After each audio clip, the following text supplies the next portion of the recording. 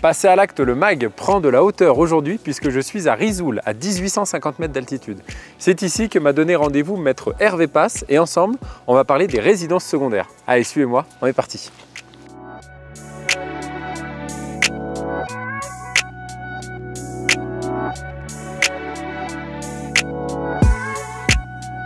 Salut Hervé. Bonjour Alexandre. Ça va? Bien et toi? Je suis content de te retrouver pour un deuxième épisode ensemble. Moi aussi, ravi de t'accueillir ici. On a pris un peu de hauteur hein, cette fois. C'est vrai. On est ici sur le domaine de la Forêt Blanche, un des plus beaux domaines des Alpes du Sud, 180 km de piste, la liaison entre les deux stations Vars et Risoul. D'accord. Alors c'est vrai qu'on est en ce moment hors saison, puisque du coup on est entre l'hiver et l'été. Oui, on est sur ce qu'on appelle les ailes de saison. Hein, et effectivement, on est à mi-chemin entre l'été et l'hiver. Et parce que d'habitude, ici, je peux skier. Hein, je suis sur la neige, je suis sur le front de neige. On est au démarrage du front de neige. Bon voilà, ici, dans quelques mois, ça va grouiller de monde. Bien sûr. Et les familles vont pouvoir venir en profiter. Bon, aujourd'hui, on va parler du patrimoine et on va parler de la résidence secondaire. Et puis ce que je te propose, c'est qu'on aille discuter de tout ça un petit peu plus loin dans la station. Allez, bien volontiers. Allez, on y va.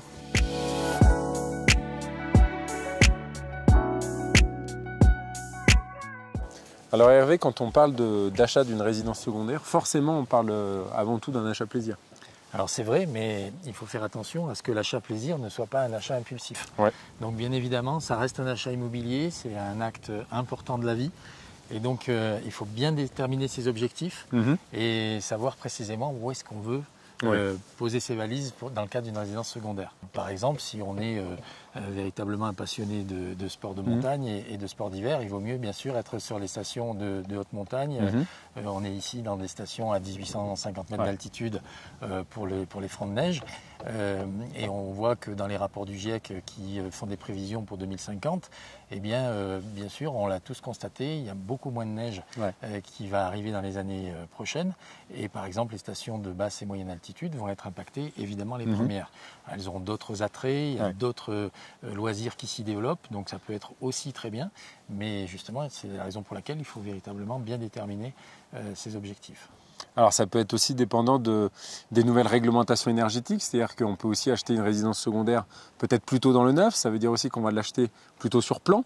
C'est différent d'une résidence principale, mais pour le coup c'est là où aussi le rôle du notaire prend tout son sens parce que vous avez aussi ce rôle de conseil et de nous permettre d'avoir toutes les informations. Donc dès qu'on a un projet immobilier, que ce soit pour la résidence principale ou la résidence secondaire, le mieux c'est d'aller contacter son notaire. Bien sûr.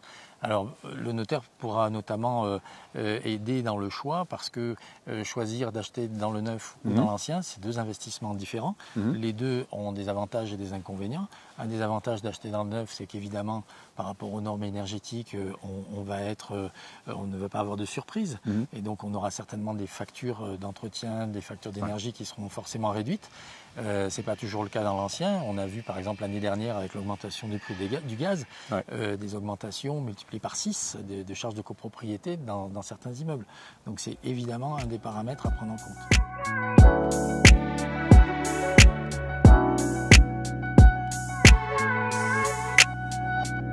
Hervé, que j'achète une résidence principale ou une résidence secondaire, est-ce qu'il y a des différences au niveau des formalités? Non, pas véritablement. En réalité, c'est toujours un achat immobilier et les deux formalités sont exactement les mêmes. Là, par contre, on est quand même dans un contexte un petit peu différent parce qu'on est sur une station. Souvent, on a l'habitude de dire que dans les stations, on a aussi des résidences secondaires qui sont occupées par des résidents étrangers, souvent les Anglais ou les Italiens, parce qu'on n'est pas très très loin de l'Italie. Est-ce que pour eux, ça change quelque chose fiscalement? Est-ce qu'ils ont un régime spécial? Alors c'est vrai qu'on a la chance d'avoir une grosse clientèle étrangère, environ 20% de la clientèle vient de l'extérieur. D'accord. En réalité, il n'y a pas de différence fiscale au moment de l'acquisition. D'accord. Il peut y avoir parfois des différences au moment de la revente, puisque le régime des plus-values n'est pas forcément le même. D'accord. S'ils sont notamment en dehors de l'Union européenne. Il y a un système de plus-value dégressif. Ok. Sinon, au niveau de l'achat, c'est exactement la même chose. Ah oui, les formalités sont les mêmes. La fiscalité est celle qui s'applique à tous les acquéreurs en France. D'accord. Donc pour eux, de ce point de vue-là, il n'y a pas de différence.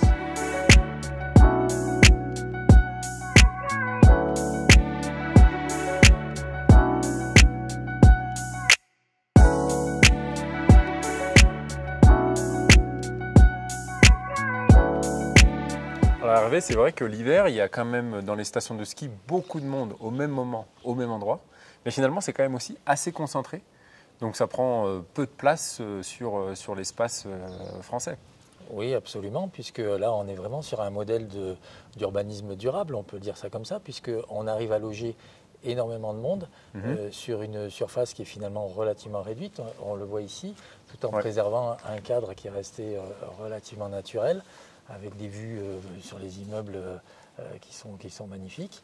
Et puis les stations de ski ont finalement un impact sur l'environnement qui n'est pas si important qu'on le dit parfois, puisque par exemple le domaine skiable, ça ne représente que 0,2% du territoire alpin, ce qui finalement est très faible. C'est relativement faible.